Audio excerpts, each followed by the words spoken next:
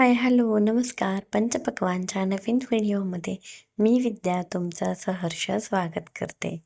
आज मी घेऊन आली आहे युनिक, टेस्टी, हेल्दी आणि त्याचबरोबर अगदी सोपा असा मिक्स डाळीचा डोसा आणि त्याबरोबर चटपटीत अशी चटणीची रेसिपी. चला तर रेसिपीला लगेचच सुरुवात करूया. इथे मी एका भांड्यामध्ये 1 कप इतकी मसूर डाळ घेतली आहे आणि आपण एका कपाच्या मापाने सगळं डाळी आणि तांदूळ मोजून घेऊया. त्याच कपाच्या मापाने 1 कप इतके अख्खे मूग घेतले आहे. तुम्हाला हवं असल्यास तुम्ही मूग डाळही घेऊ शकता. 1 कप सफेद उडीद डाळ आणि आता त्याच कपाच्या मापाने आपण 1 कप इतके तूर डाळ घेऊया. इथे तुम्हाला हवं असल्यास तुम्ही चणा डाळीचाही वापर करू शकतात. आणि इथे मी 1 कप इतका रेशनचा तांदूळ घेतला आहे. तुम्ही कुठलाही जाड असा तांदूळ यात वापरू शकता. आता हे सगळं मिश्रण आपण 2 ते 3 पाण्याने सगळे धान्य धुवून घेऊया आणि त्यानंतर हे जे तांदूळ आणि डाळ आहे ते आपण 5 ते 6 तासासाठी भिजत ठेवूया.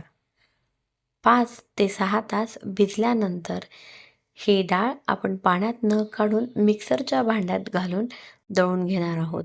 5 ते 6 तासानंतर तुम्ही बघू शकता ही डाळ अगदी छान अशी मस्त फुलून आलेली आहे. आता आपण हे दळून घेऊया.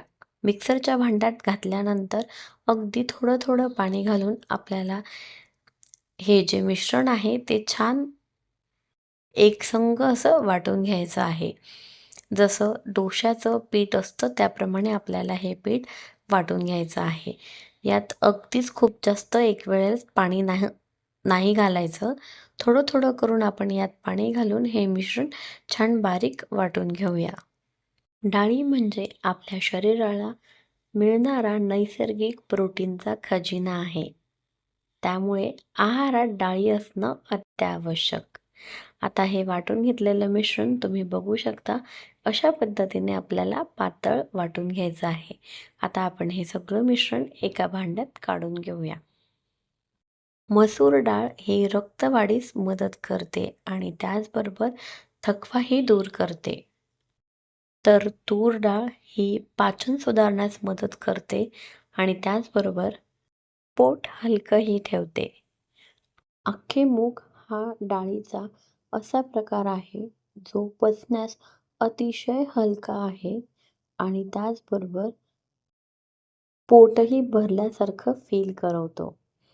आता जी सफेद उडदाची डाळ आहे ती आपल्या डोशाला कुरकुरीतपणा देते आणि त्याचबरोबर जाळीदार करण्यासाठीही मदत करते.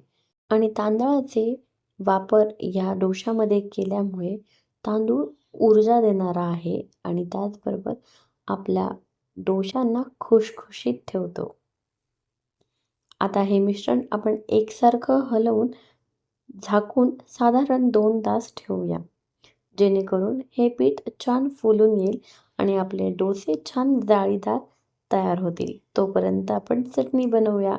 इथे मी आवडीनुसार हिरव्या मिरच्या म्हणजे 6 ते 7 हिरव्या मिरच्या आणि हे जे चिंच आहे ते चिंचेचे 2 बोंड घेतले आहे. शेंगदाणे, मगज आणि लसूण. आता हे मिश्रण आपण छान मिक्सरच्या भांड्यात वाटून घेऊया.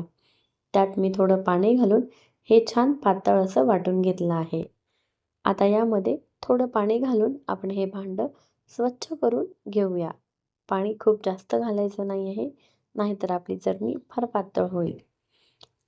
जर तुम्हाला चिंच यात घालायची नसेल तर तुम्ही त्याऐवजी लिंबाचा रसही घालू शकता किंवा तुम्ही आंबट चटणी खात नसाल तर तुम्ही चिंच स्किपही करू शकता. इथे तुम्ही शेंगदाण्याऐवजी खोबऱ्याचाही वापर करू शकता.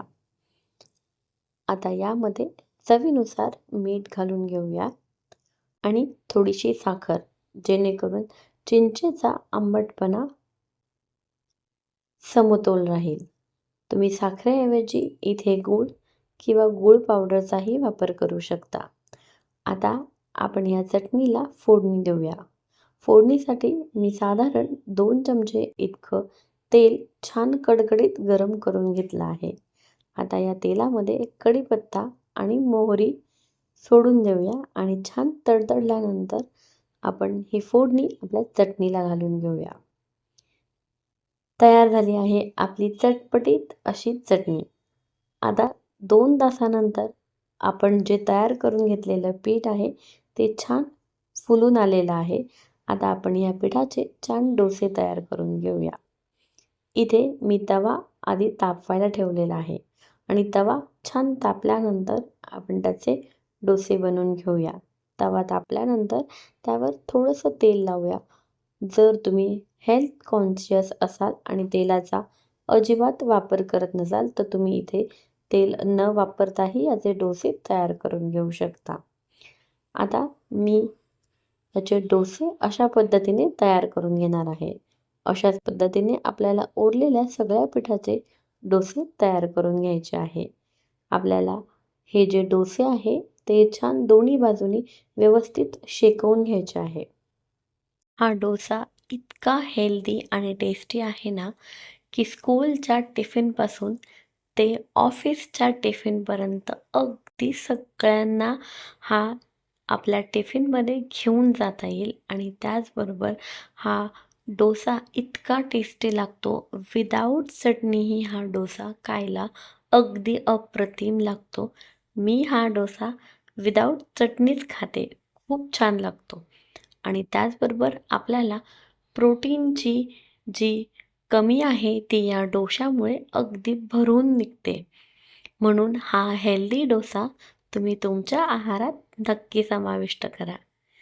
स्कूल असो, कॉलेज असो किंवा ऑफिस असो, जर खाणं हेल्दी असेल तर परफॉर्मन्स नक्कीच भारी होतो, नाही का? त्यामुळे हेल्दी खा आणि हेल्दी राहा. व्हिडिओ कसा वाटला आहे हे मला कमेंट करून नक्की कळवा आणि तुमच्या मित्रमैत्रिणींपर्यंत हा व्हिडिओ नक्की पोहोचवा. व्हिडिओ जर आवडला असेल तर व्हिडिओला एक छोटीशी कमेंट नक्की करा. तुमची एक कमेंट मला असेच व्हिडिओ बनवण्यासाठी प्रोत्साहन देईल. धन्यवाद.